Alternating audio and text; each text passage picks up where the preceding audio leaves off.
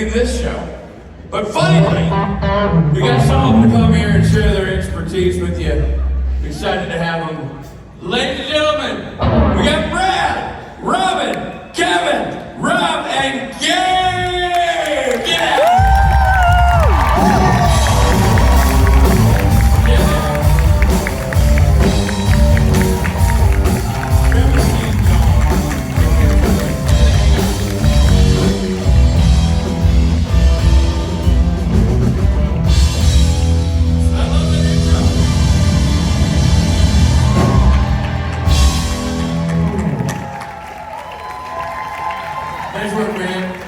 So just right out of the gate, because I know many of you know who everybody is, but a lot of you may not. So we're going to just go down the row. I want you to introduce yourself and what you did on the show. Start with this handsome son of a gun.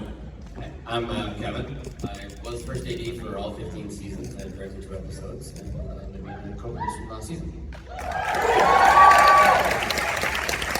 Hi, I'm Creasser. I was the A-camera operator from episode 14 onward. Also, second unit DP.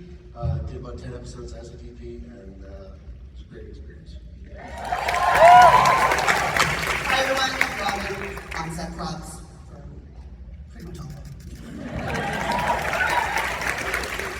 I'm Gabe. I was the trainee assistant director in season 2 when I started.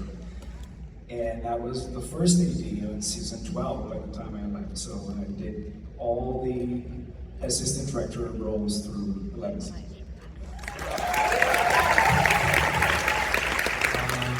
I'm Rob Hayter. I was the stunt coordinator starting season 13, replacing the mighty Lou Bolo, who is our stunt coordinator. Well, obviously, Rob and I know and love each and every one of these people on the stage, and could sit and chat with them forever, but this is your moment. So let's start with you all and get some questions going for these fine people. You right there. Hello. Thank you for being here. We've waited many, many years for this. I wanted to ask, what was the most technically challenging thing you remember in your specific roles over the course of the show? Good question. It was technically difficult. Through 326 episodes, that's all the ones done in Vancouver. There's many of them. I mean, the car crash in the end of season 1. That one took like 3 days for specs to rig and then make sure the car, and then the car didn't go where it was supposed to go. You can ask my wife, she was one of the operators as the car was careening toward her with the semi-trailer attached to it, with a grip with it ready to be anchored out in case the truck got too close. There was redoing the cemetery for All Hell Breaks Loose because they wanted to do it outside, and there was too much rain and we had to rebuild out the stage. Rain in Vancouver? That's insane. That's the first 2 seasons. I'm looking at the road. I think for me, the most technically challenging episode was Baby. One of my favorites. Amazing. Tom Ray directed. We had a plan. Everything shot from the perspective of the car. We had camera mounts. We did some crazy stuff. As you saw the scene when Jensen throws it in reverse, skids around as a 180. Learned it at lunch that day and then did it in one take. It was amazing. That was a great time figuring out little cameras, how to get the shots, how to be with the actors, and everything from the car. How many versions of Baby were used in that episode, do you know? Gabe, you might know the answer to that. How many? Yeah. I would say probably at least 4. Yeah.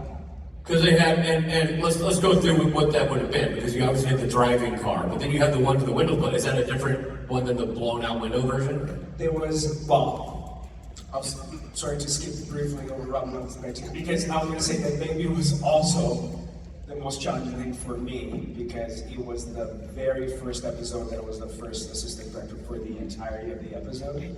Also, Baby would stay in the baby's trailer and not come out. Maybe second to having to wake up Jared for a night shoot, it was the hardest thing ever done. But, Johnny Mack was the first of the time. He said, I'm going to take an episode off, and it's going to be a bottle episode. It's a great one. I hear it's very contained. It's a great one for you to learn.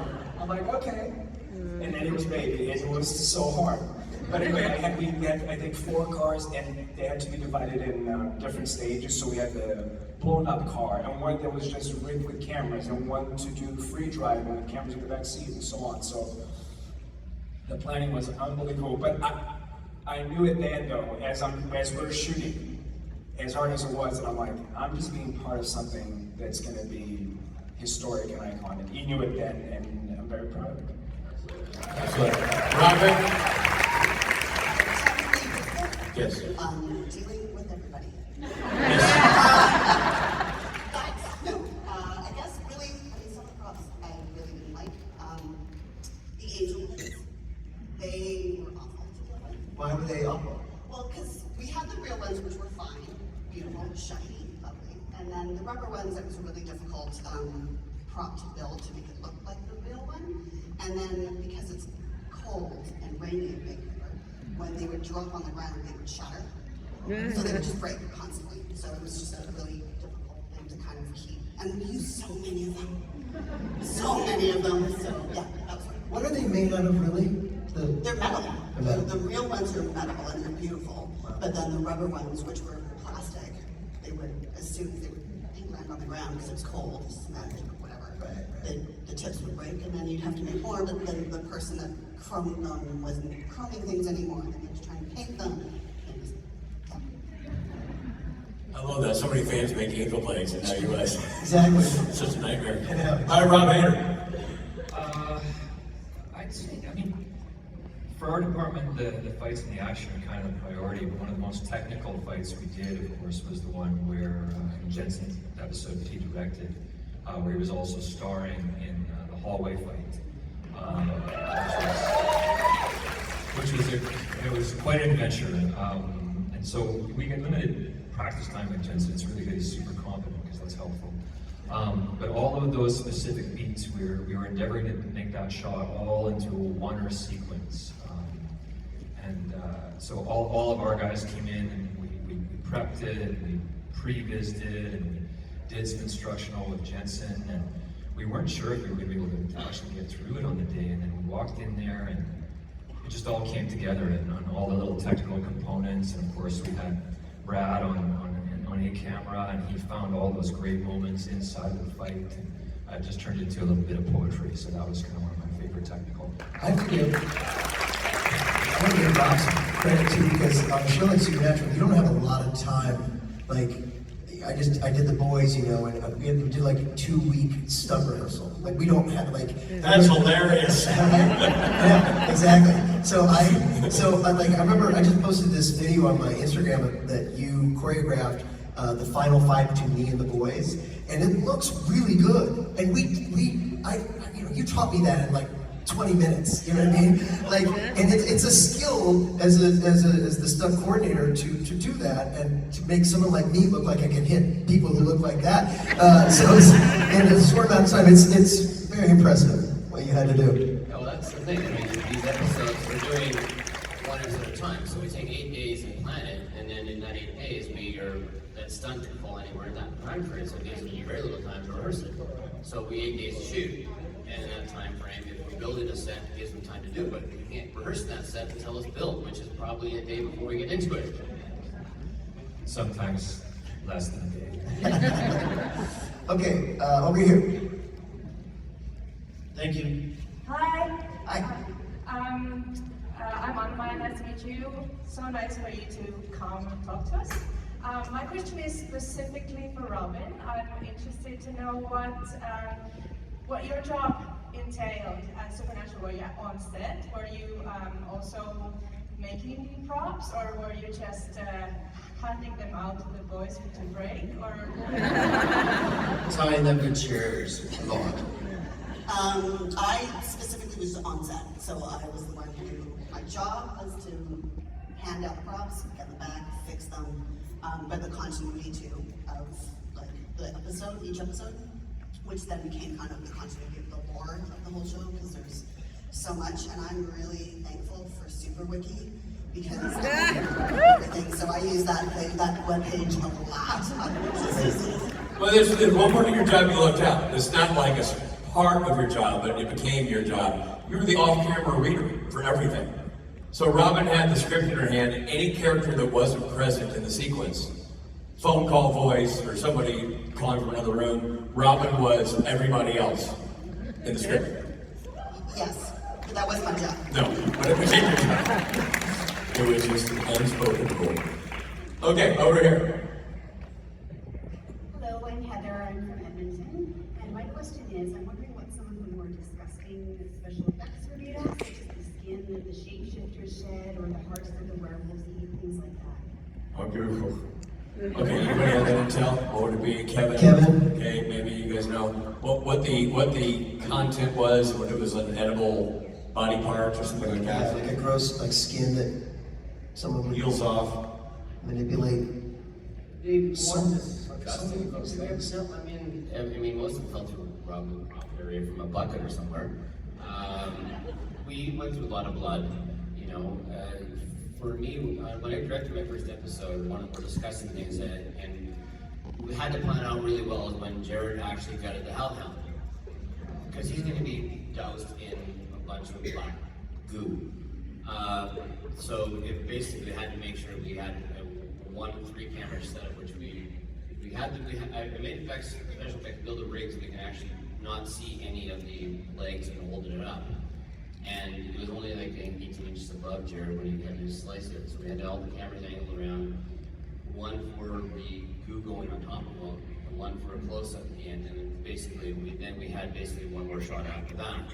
And Jared had to stay in the goo for that whole time, which thank God was only 45 minutes. So that was, in terms of like putting people into it, that was more disgusting things. And I think at Weekend at Bobby's when we doused the guest star in blood coming to the wood chipper. She actually liked it. She was a big smile again when that came through on top of her. I forget her name, but I remember the biggest smile on her face, and then you see white teeth. Was that Jennifer Aniston? Huh? Was that that actress? Maybe. Wasn't that the gal who was like trying to go on a date with Bobby? It was one of the love interests, Bobby. Yeah, it was Jennifer Aniston. Yeah, I'm sure. Okay, yeah. Yeah. Well, so we don't really know the contents of the organs. I apologize for that detail. I don't think they ever does you or anything like that. No, I didn't. Although I had to have Jared doused with the fly goo in the episode where they human the flies, and he was great. He loved it. Easy going.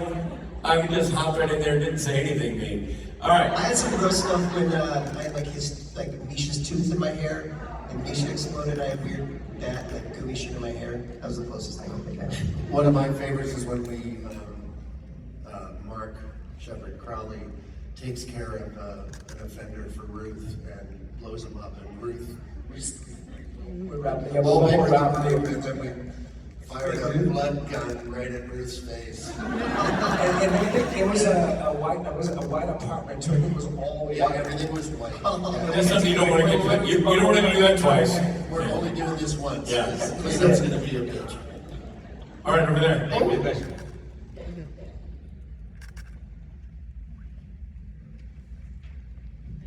Hi, my name is Jackie. I was just wondering, I've heard a lot from, or there's been talk online that it was difficult working with Jensen and Jared sometimes because they were being so silly on set and it was getting kind of annoying. And so I was wondering, what was the most difficult thing that you had to deal with them? All right, Gabe, you're going first. Controversial question. Start with Gabe and then This is the moment we'll never work again. I think they Not here. I'm taking it away from you, so. They're not here. Right? It's conventional, right? Okay, okay. Well, I think truth be told is it was a tough show. I think suffice to say the hours were brutal, especially early on, tons of nights, and yes, at times the boys would be, goofing around and whatnot. But I will say that I've done a lot of TV that it's not supernatural, and I'll take those two guys any day. that was a great stuck-up answer. Most of Jared would want to try and change his off-camera lines usually. That was kind of, it was fun for some point, but it became a spectator sport that they could break a cast member to laugh. you know, many times I think at one point Misha asked them just to leave the stage and do his off camera without them. Alex was an easy target to break down as well. But that was, you know, and it did kind of drag the day a bit long, but it was fun at times too. Rob, you tell that story about Jared putting his feet on your nards while you're trying to do a scene. Yeah, and I got yelled at. Yeah, well. He's not the one on camera. He's not on camera. I was like, you know, laughing. And who was it? I can't think of who's directing. Someone strict, like Bob. That was a Bob Singer episode. Yeah, he said, come on, can we knock it off? He's like, it's not me. It's okay, I'll knock it off. I'll knock it off. I do remember a time that Misha refused to let Jared and Jensen into the scene. Like, he's like, leave the stage, like, go to your trailers. Like, I don't want you around. Yeah, Misha said that many times. That's a good defense. I always said that Jared and Jensen were the two little brothers that I never wanted. I mean, they took great joy in tormenting me pretty much the entire time. No, never. Just a couple of times. Their favorite trick would be Angel doing a scene. One of them's off camera right next to me, and I'm shooting a close-up of Jensen, and Jared is like pulling the ear hairs. I defend myself where he's grabbing my nose hairs, or they're like pulling my leg hairs. Whenever we did a grave scene, and I'd be in the grave looking up, they would start throwing dirt. I'm still in therapy, but they were fantastic to work with, and I think that the reason that we went so long was because of those two, that so many of us stayed. To have a number 1 and 2 that are that great and so much fun to work with. Amazing how we got the show done because we moved around a lot. I remember when there was a moment that I didn't think I was gonna survive past season 2. I thought I was gonna get fired, you know, because they were friendly. Maybe I got carried away. I think it was a Key Matters episode. It was winter and we got snow, which was not often, right? And the boys were goofing off. And I see them doing snowball fights with somebody. I'm like, oh, I can get in on that, right? Like, I'm their friend, right? I've been working here for 4 months. You're bonded. So then I remember I got in a bit. They were far away, and then I said, oh, I'll get them when, you know, after they've done their setup, they're gonna have to go through this hallway to go back to their trailers, right? So I had these snowballs prepped. I found the waiter, right? Kevin, God! I'm like, this is it. Here they come. I had it. I saw him turn a corner, and I wanna like threw it. It hit Jensen like square in the nose. I was like, what? I'm like, oh my God! What? And it just changed. I think they threw me in the dumpster. Maybe it's possible. I'm trying not to remember, but anyway, I stay here. Rob, anything like that happen in the course of, you do such hazardous work with them in the fight scene, but like, was there ever any, like, something where like, oh man, too much hijinks? Well, I had the luxury of being the guy that they were most serious with. I had the joy of watching everyone else kind of get heckled, and they would play around, and then once we got to the action stuff, they were on point pretty much every time. I had a hunch that was going to be the answer. Over here, right there. Hi, I was thinking, I feel like I would have a lot of trouble keeping it together on set, seeing people act without any visual effects. Is there any favorite moments that you guys... Anything stand out that was, you guys are pretty used to it at this point. I don't know if it becomes a source of humor for you or not. I feel like everybody's pretty focused on doing what needs to be done to get those. You mean a scene that's going to be added? And later on, they're going to CGI something. The monster's not there. I mean, scenes that didn't involve any visual effects or special effects were good to do because that was just letting the actors do it. And that was basically any of the acting stuff you guys did. Only did when we have to have somebody go in the portal or you're doing some magical god thing or something. Yeah, I kind of feel like, honestly, changing channels. Yeah, it doesn't necessarily become, it's a laugh moment because it's actually very technical. And typically you have a visual effects supervisor down there going like, okay, you've got to pass this light source all the way. So I don't, in my experience, and you guys were there a lot more than I was, but it felt more under the Rob Hayter when we're taking this seriously so we can get past this. But was there I'm thinking now about Pellegrino and Jensen dangling from chains trying to fight each other. I recall some Swinging from the church. Yeah, I recall some people thinking that wasn't so great. Yeah, I mean, Maybe that.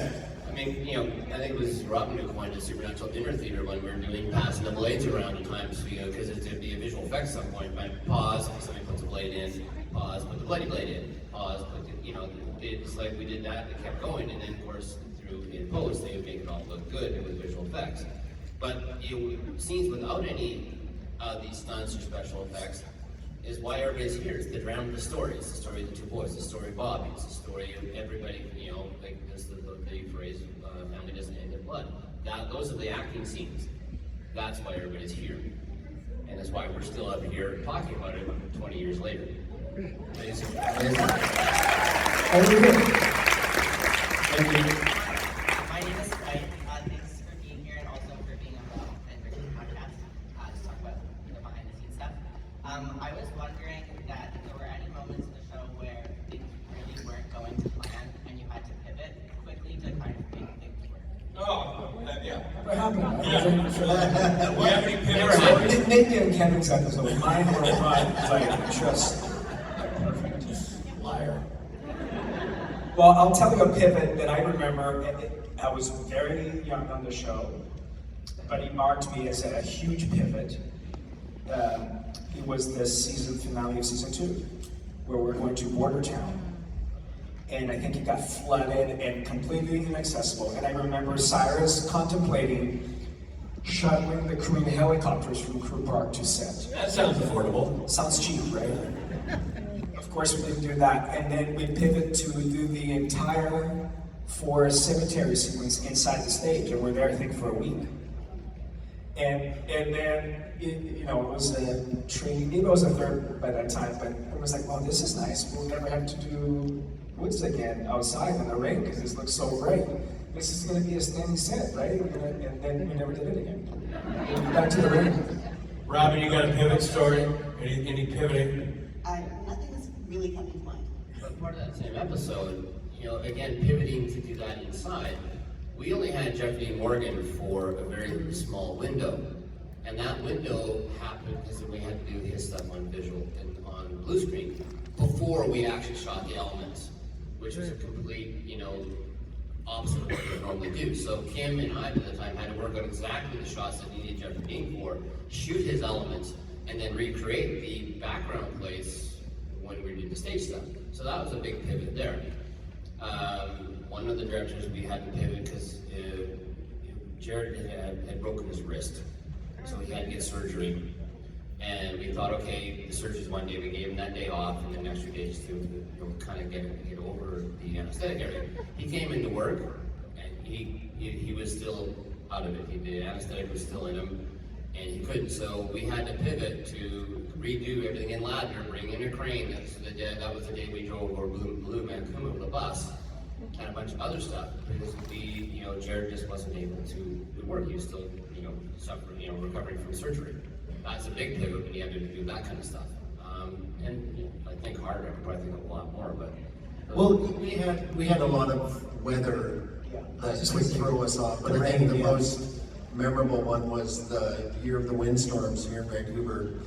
We were shooting out in UBC on the peninsula, pretty exposed, and it was getting worse. It was getting windy. We're still shooting. We found out that they had evacuated the production office in Burnaby at about 4 p.m. But you guys keep shooting.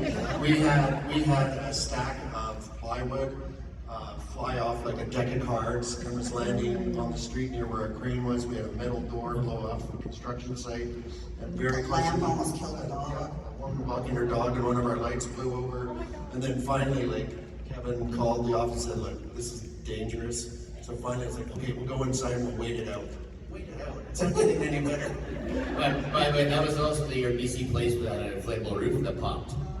And I think that was Richard's first episode. It was my first day on my first episode. No way! Yeah. The windstorm? Yeah, the windstorm. Wow. Yeah. It's funny. Correct me if I'm wrong, but doing our rewatch podcast, it felt like the first 5 seasons there was a lot of rain happening, and you could tell, you're like, oh my God, it's Vancouver, it's in the middle of the season. But I feel like you got better at hiding it as it went along, because there was always rain here. Do you feel like you got better, from the camera point of view, at Yeah, I mean, we tried to bring in fly swatters where we could, which is a big lift with a cover over top. But I don't know. I remember I just a feel lot like of it's dark, muddy nights. I Wet, don't know. cold, Yeah, sitting I know. around going, I feel like these last 2 seasons, there's been less of that. We're like, Explain more what a fly swatter is for people who don't know that. Okay, so it's a big, like, construction lift. They call it condor, but they would put it on, they'd add a 20 by metal frame and put a fabric on it that would be rainproof. We use them for light control sometimes in the sun, but at least that way you can try and keep the actors dry. Crew, forget about it. And if you're lucky enough to stand under the fly swatter when they drain it, when there's a big puddle. Dude, one of my favorite, Right down the list. when I was directing an episode and we had the fly swatter out and it filled, it looked like it was just so filled with water, a foot of water. So it was like, concave. And a new tech was using the ropes to tilt it, and he tilted that thing right onto Brad's camera cards. And Brad took it great. I was really happy. Dude, you're thrilled. You didn't march over there. I didn't know you were so fluent in Latin. Now we're talking about pivoting, something I want to talk to Rob Hayter about. Because when you're doing a fight sequence, you have a plan. You've done a pre-visualization where he's filmed it. But you have all this built on a time frame. So the question is, and I'm sure this happened a lot, you've got 4 hours to do a fight.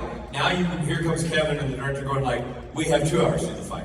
So you can't do that same fight. How do you already in the back of your mind know where you're gonna make trims, or how does that process go? I've always got a plan B. Because we have the time to structure it in advance, and because we talk about it so much as a team beforehand, there's usually, if a fight has 5 sections, I'll usually have a variation that has 3 sections. Because we've been in the business long enough to know that if we plan on having 5 hours to shoot something, probably we're going to have 3 hours to shoot something. So might as well plan for that. That's awesome. It happened a lot, I know. All right, over here. There, I'm Misha from Oregon, and I have a question for Robin specifically. How did you get into this industry? What brought you to it? Did you do any schooling? My dream job is to be you and do special effects makeup. So, I'm a Nepo baby. My dad did the same job, and I graduated from high school, and I needed a real job to pay for schooling, and I got work on a show, and I dropped out of school, and I've been doing it ever since. So all you have to do is go back in time and have your parents get in the business. 1, 2, 3. Take one. Robin ended up being also your official job was props, but there's so many things you did on set too. I remember you doing the clapper and calling out the shot, and also you're a bit of, for the actors, all these people on stage here are kind of ambassadors and people, friendly faces that we would look for and be like, and you were certainly that, such a part of the family from the beginning.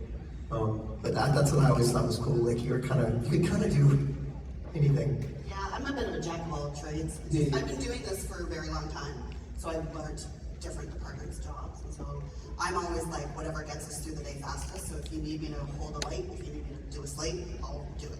I remember once one of the editors asked me, what was your role? Because he couldn't figure out. I was like, what do you mean? And how do you know? It's because I'm watching dailies, and that's always the best person to be framed because he'll be holding an umbrella with a prop with a slate. He's like, I can't figure out what she does, but she's always it's action, and it's Jared putting his phone away, and this and that, and then the prop. Yeah, at the bigger parties that we had 100 or 200, there'd be all these people that knew me, and I had no idea who they were because they were all editors in LA. They see me every day and know who I am. I was like, I'm sorry. I thought your last name was Props for a long time. All right, over there, huh? Okay. hello, my name's Elise, and my question was, what was your favorite part of your job? The moment where you go home or you see it in, as the final episode, and you say, that's why I do my job.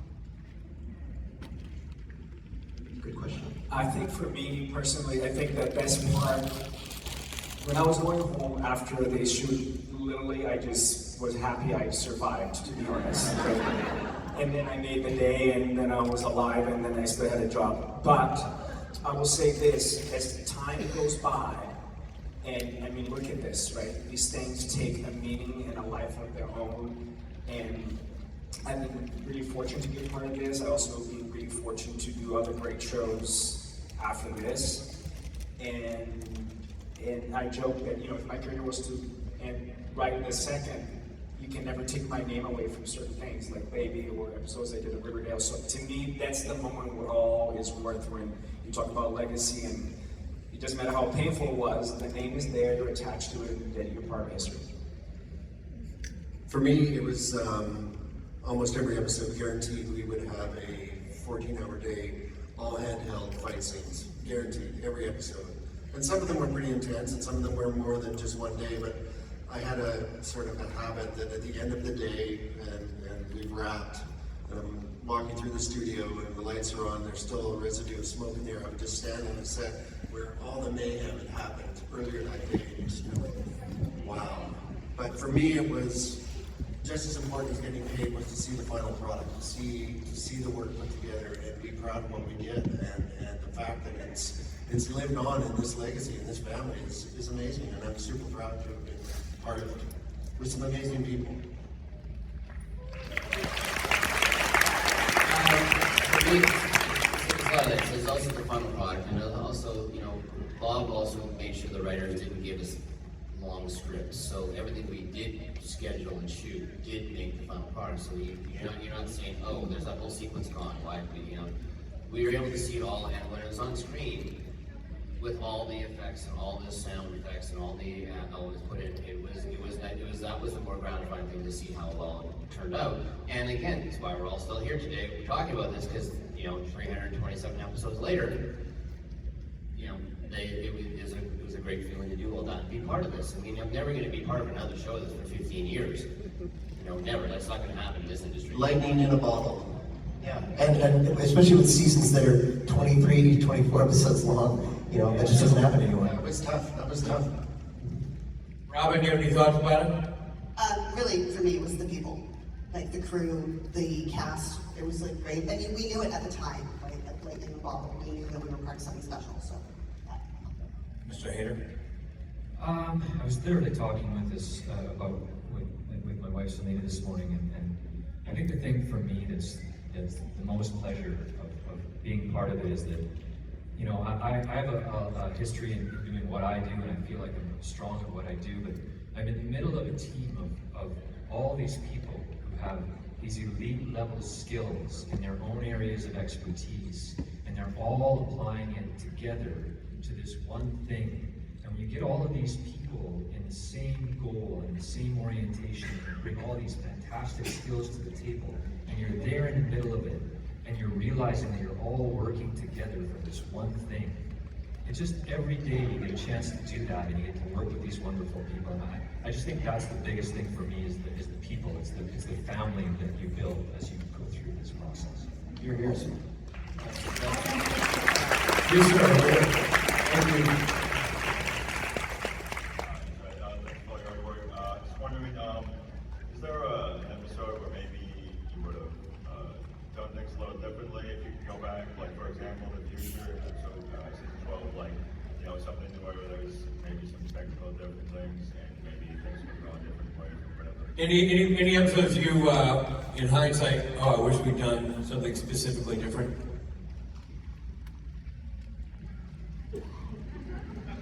I mean, it's a tough question because things happen and you adjust and you, I guess. I've got one that drives anything. Okay.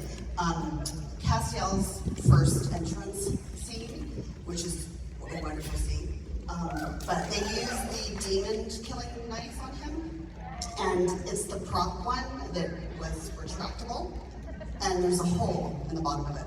And that image is shown all the time, and it drives me mental. Okay, there we go. There you go. Anybody else being driven insane by some detail?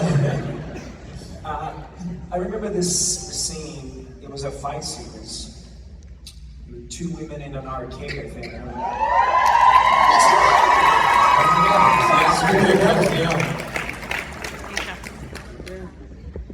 I just couldn't resist. It was about the Castiel entrance scene. I don't know if you remember, but I played that character.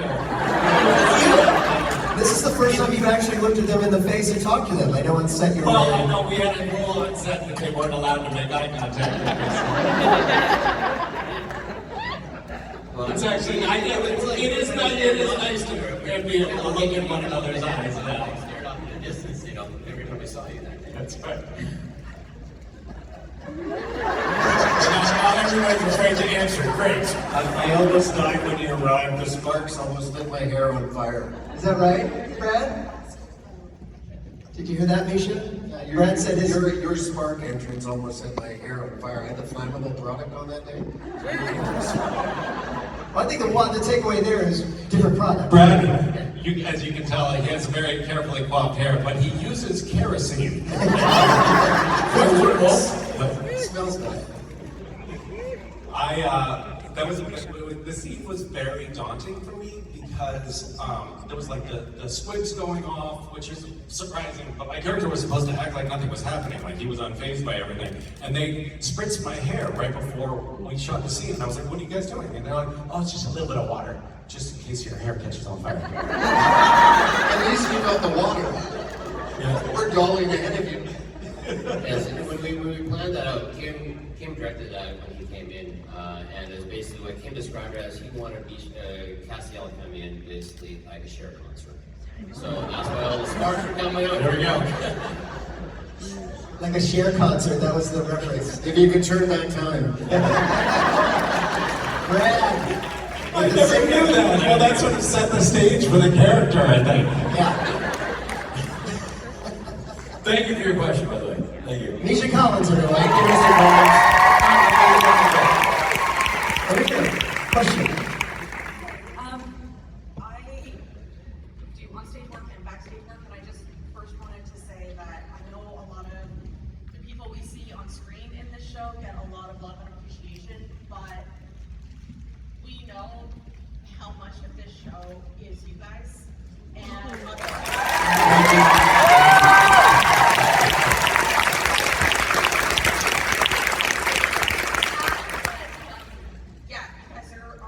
your work is really special to us, and it's really important, and is as important to who these characters are as the people who are the face of them. So thank you. Please pass that on to your colleagues that you see that we don't get to. A bunch of colleagues over there. Put up your hands.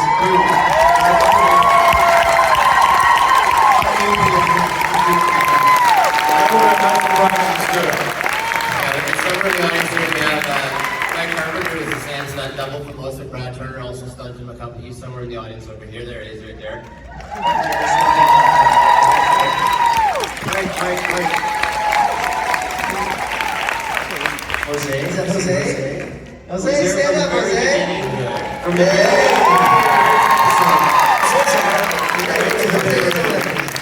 Kelly's there, and Kelly. Moira, and Maisie. Who else is there? Don't be shy. I mean, Jill, she did the last time the first 5 seasons. Night, There's Jill. Jill. What we're going to do, right as this panel's ending, we're going to get all of them up here so that you guys can get a getting another question. You're up. Hello, good afternoon. My question is about the fight scene between Dean and Lucifer. But more from a technical perspective, meaning, had you to be in a harness to film that? Did you use a crane? Okay, so this is... How did that work, actually? Yeah. So that's for Brad, probably. Or whoever can answer it. Sorry, I didn't hear the question. Pardon? Repeat the question. Oh. You want to know specifically how did they film the Lucifer and Hayter scene? How did you guys film when they're hanging from the... Yeah, they were on wires, they were in harnesses, and we had to have a crane so we could be up at their level. And then there's guys controlling the cables, moving them back and forth like the marionettes. But they're technically challenging to shoot because everything's 15 feet off the ground. Tough to get close-ups with moving actors. So a camera crane was the right tool for us there to capture it in its glory as it was. Can I go back to the question that was about something you do differently? Sure. Rewrite. We finally found it. I'll kind of elaborate on that a little bit. A lot of this was sort of at the beginning of. I went out to work on Superman and Lois for 4 seasons, and having the advantage of having a green screen and having a dedicated rehearsal facility and having a rig that was going to travel our people through the air. Getting into a situation like that after this episode was great because I learned so much from this particular episode about one, what worked and also what didn't work. So this is also part of the battle that we have as technicians, right? When we're coming up with concepts and they come off of the page and we have grand ideas and we have a certain amount of time and a certain amount of budget and we all pitch in to kind of do it the best way we can. And sometimes even the best laid plans kind of end up being a little bit less satisfying than you had hoped they would be. I also think back to the whole thing is that this was a set we built. So the art department, car construction, paint, everybody, and then not just those, once it's set, built, the riggers have to come in and put all the lighting stuff in. And then once that's all in place, the stunt guys come in where their cables can be, which is usually like the day before or the morning before we get into the set. So there's lots of limitations. So sometimes the best laid plans of mice and men, and et cetera, et cetera. So Thanks for taking over first. Thank you very much. Thank you. Thank you. Yes. You've all done such incredible work. It's awesome that you're here. Thank you so much for taking the time. Working on Supernatural, what was the best and worst part of your specific craft? Best and worst part. Best and worst part. Best part,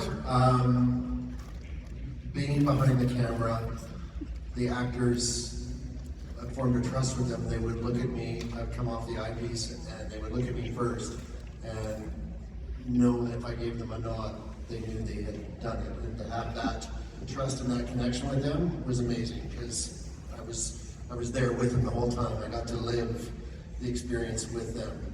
Worst times, mud, rain, cold, wet. For me, I always wanted to become a director. I went to film school, that was always my goal, and I think the best part of my job was to be able to observe other directors. Because when you do become a director, the weird thing is you never work with other directors.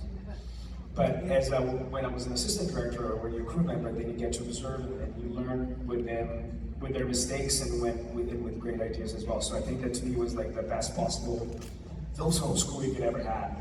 And I think the worst part is, as an AD or assistant director, Ken will know this, is that the job never ended for us. No disrespect to any of the crew members, but some crew members may have a really hard day, the rain is this, but the minute you call wrap, they work hard, they go home, they crash. The minute they call wrap, Kevin and I are thinking about what's going to happen tomorrow, what did we complete, 7 phone calls we need to make, etc., etc. So the never turning off, it was, I think, the hardest part of being an AD. Yeah, definitely the turning off part, because if you don't finish the day's work, you've got to figure out where that's got to go. And that's, you can usually figure that's going to happen throughout the day. I mean, the best part, again, is just dealing with, working with everybody, working with the really, really good directors, and knowing how to help plan out a good plan with them, so when we get to set, it's all planned out and moves smoothly. Kim always said, good directors make it look easy, bad directors make it look hard. Because Kim was planned out to the nth degree, so he knew exactly how many setups, where he wanted the camera, what he wanted to do, his camera moves, everything, his rack focuses, he had it all planned out to... Focus notes. Focus notes, yeah, he had focus notes as well. Yeah, and you know, the worst part of it is basically you can't control the weather, so you're going to be out in a downpour. You're going to make sure you have good rain gear, almost 2 sets of rain gear. And then, yes, it's when things don't happen as per plan, and you got to figure out where to go with what happens. You know, we have to pull the plug because of horrible wind and rain. We went back to the theology building on Tall Tales to finish that off because we didn't get all our work done. We had to pull the plug on Panther Paintball one day because the trees with the branches were falling because of the wind. So we had to figure we had to make half a day in the stage to go back to Panther. So it's those things that you never turn off. You know. Robin. The best part would be similar to Brad. Because I did so many different things, I was very lucky to be kind of right there with you actors. And the crew, obviously, great. But I got to kind of have a special relationship with everybody, which was great.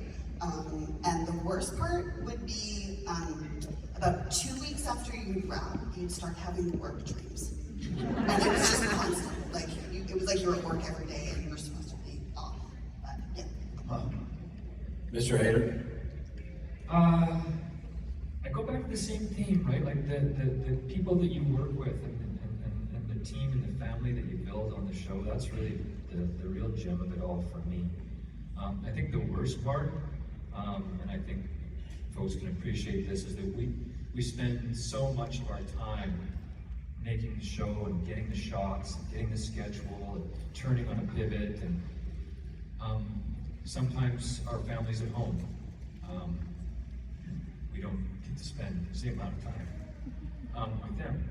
So you can have this one great family at work, and there's love and admiration, and then it sometimes takes away from those folks that are waiting for you at home, and I think that's perhaps the worst part. Very good answers.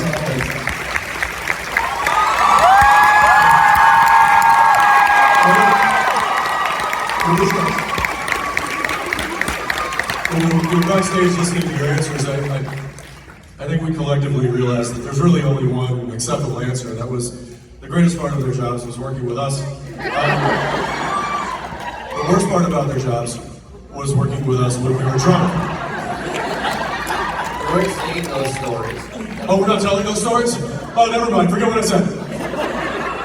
Hey guys, please put your hands together. We would not have been able to do 15 years.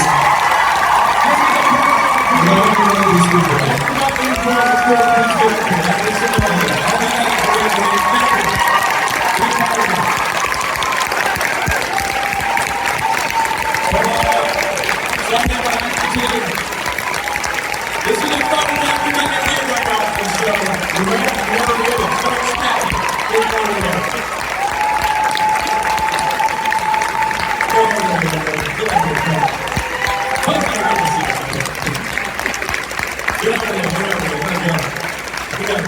Here's the one with Jerry Stepmother.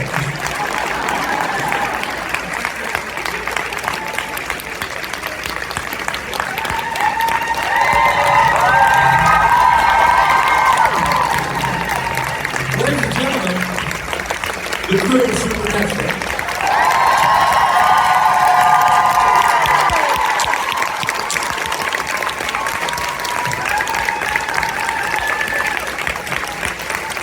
For the new folks, real quickly, I want you to tell me, Jose, tell the people your name and what your job was. I'm Jose Lozano, and I was the second camera assistant.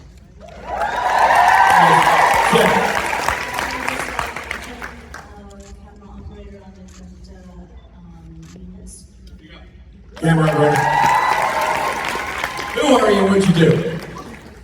Moira costumes, set super from middle of season 6 to 15. Kelly, truck supervisor, all 326 episodes.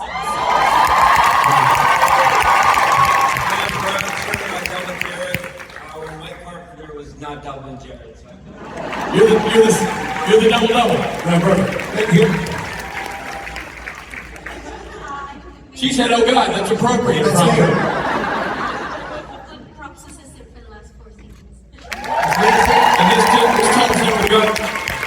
My character, I was Jared's stunt double. Easiest job in the world for 15 years. I'd show up with a crafty and watch him do all his own stunts. Everybody!